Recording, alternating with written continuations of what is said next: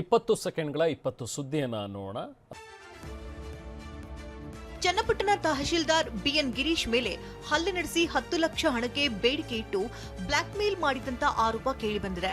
Rowdy sheeter Anush, ಶುಭರಾಜ್, Naveen ಬೆತ್ತಲೆ video ತೋರಿಸಿ black mail ಮಾಡಿದ್ದಾರೆಂದ tahsildar Channapatna police ಠಾಣೆಗೆ ದೂರು ಕೊಟ್ಟಿದ್ದಾರೆ.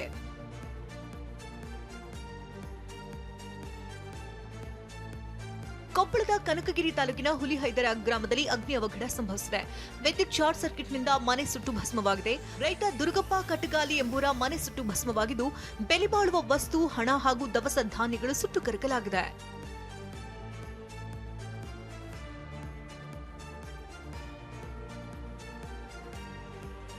ಕೋಲಾರದ ಮುಳಬಾಗಿಲು ನಗರ ಠಾಣಾ ಪೊಲೀಸರು ಅಕ್ರಮವಾಗಿ ಸಾಗಾಟ ಮಾಡುತ್ತಿದ್ದ ಪಡಿತರ ಅಕ್ಕಿಯನ್ನು ವಶಕ್ಕೆ ಪಡೆದಿದ್ದಾರೆ.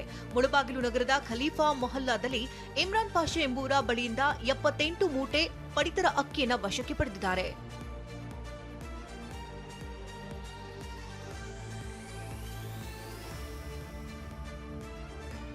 ಬೆಂಗಳೂರು ಗ್ರಾಮಾಂತರದ ಹೊಸಕೋಟೆ ತಾಲೂಕಿನ ಬೆಳ್ಳಿಕೆರೆಯಲ್ಲಿ ಓವರ್ಟೇಕ್ ಮಾಡುವ ವೇಳೆ 20 ಅಡಿ ಹಳ್ಳಕ್ಕೆ ಟಾಟಾ ಎಸ್ ಪಲ್ಟಿಯಾಗಿದೆ.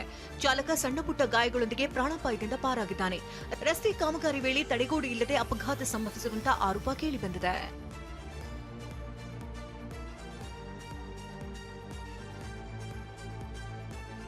ಯಾದಗಿರಿಯ ಮಲ್ಹಾರ್ ಗ್ರಾಮದಲ್ಲಿ ಸಾಧು ವೇಷಧಾರಿಗಳು ಮನೆಗೆ ಕನ್ನ ಹಾಕಿ ಚಿನ್ನಾಭರಣ ದೋಚಿದ್ದಾರೆ.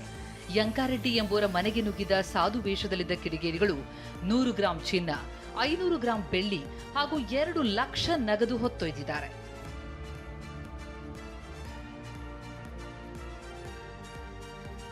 ಬಾಗಲಕೋಟೆಯ ಹುನಗುಂದ ತಾಲೂಕಿನ ಅಮೀನ್ಗಡ ಪಟ್ಟಣದಲ್ಲಿ ಕಿಡಿಗೇಡಿ ಮನೆ ದೋಚಲು ವಿಫಲ ಯತ್ನ ನಡೆಸಿದ್ದಾನೆ.